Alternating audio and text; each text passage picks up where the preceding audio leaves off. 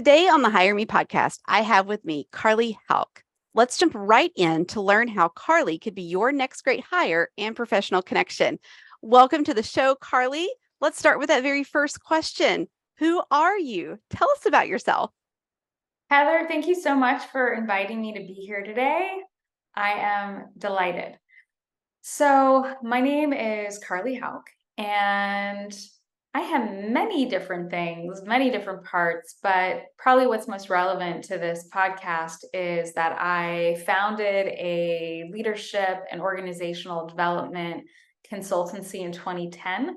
And I have had the great privilege and opportunity to direct and create strategy and partner with C-suite and CPOs and CHROs and talent development on learning, leadership, and organizational development. And essentially what I get to do is I empower people with the skills to create flourishing and human-centered organizations that have a deeper purpose that is greatly aligned with caring for people and planet.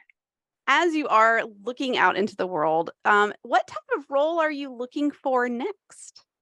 Well, I would really love to serve in a director or above learning and leadership role and really helping create learning and leadership strategy as well as facilitating as well as managing a team.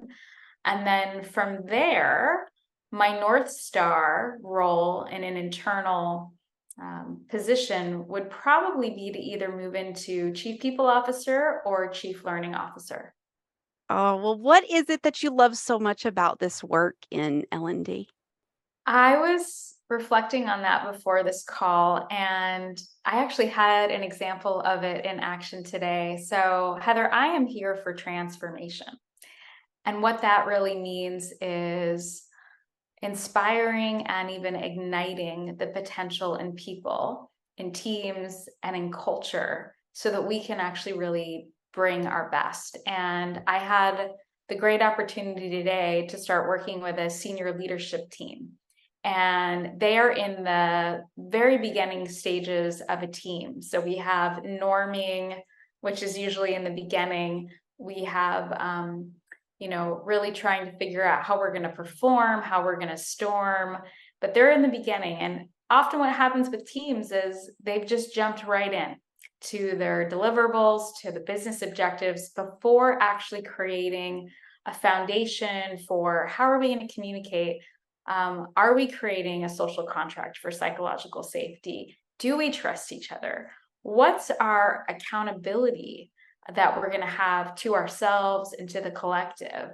And they were lacking a lot of trust. And without trust, in my experience, you really can't create or innovate anything successful.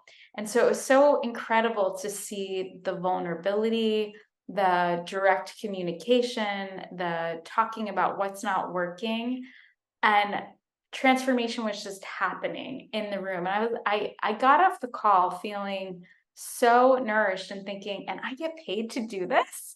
This is like awesome. So that's some of what I love about learning and leadership development is just bringing people into their power and into collaborating for the highest good.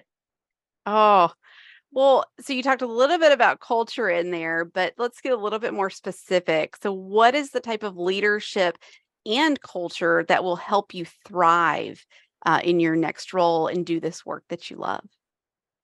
Well, it's a lot like what I bring to teams and to leaders, frankly. So it's having that foundation of psychological safety where we can take risks.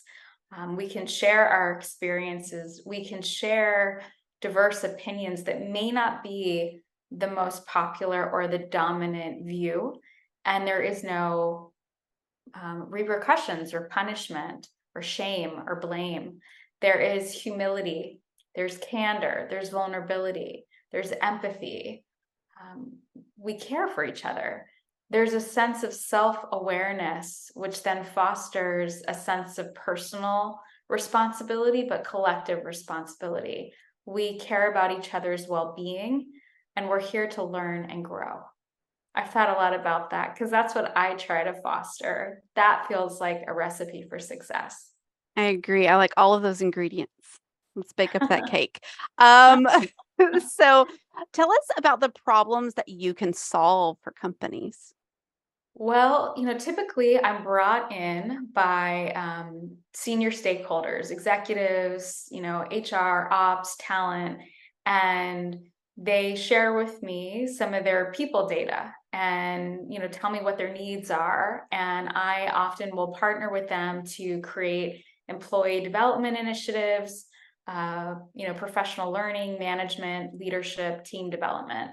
I also have a lot of experience directing and managing other facilitators, coaches, project managers, instructional designers with guidance, with support, with coaching, so that we are meeting business objectives, but also helping those folks in their professional growth and the program delivery.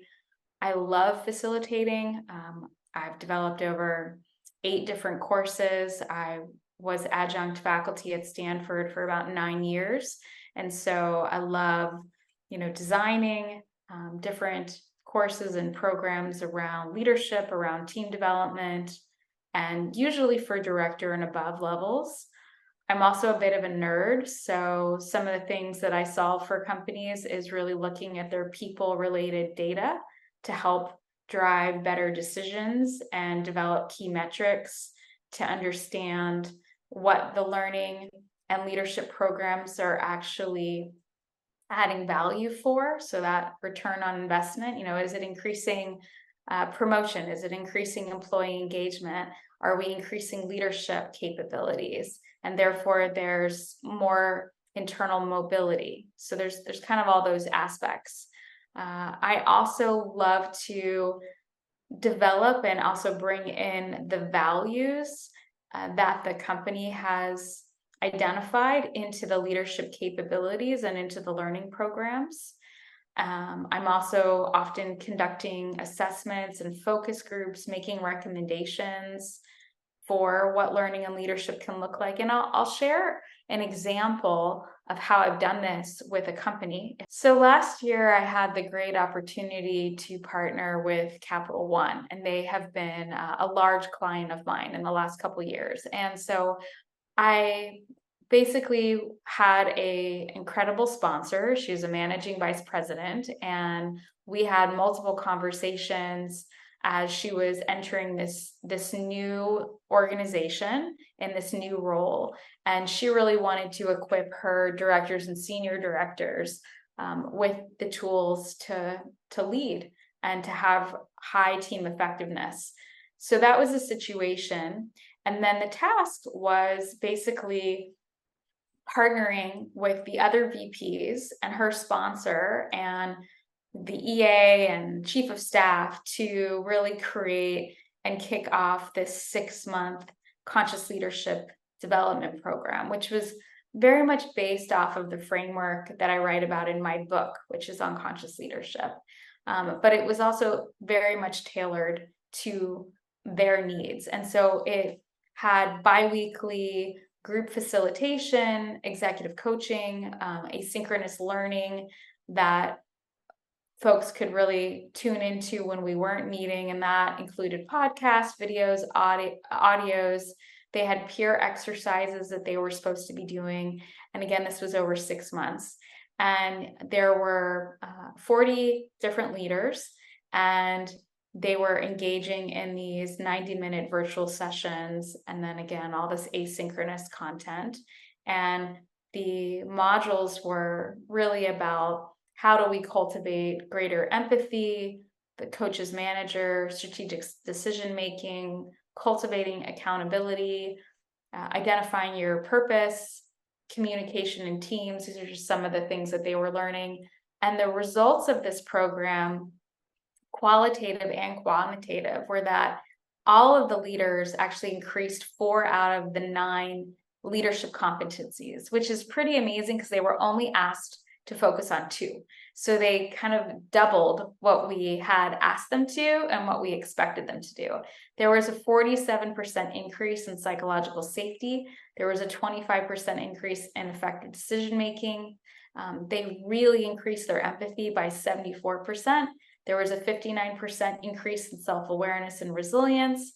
There was a 20 to 30% increase in employee engagement and 20 to 30% increase in career mobility. And because I'm a data nerd, like how did I get all this data?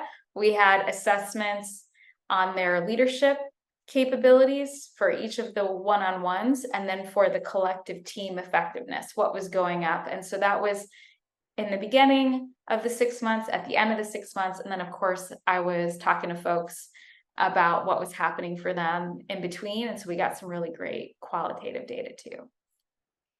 I know that was a mouthful, but there you go. There's my magic. We have our last question, Carley, and I'm excited to hear your answer to this. But what matters to you, right? What are your values? I value learning and growth. That's probably one of my biggest values. I value justice. When things are not fair, I get really frustrated. I want to stand up for what's right. I want to speak on behalf of folks that either don't have the courage or don't have the social capital to speak up for themselves.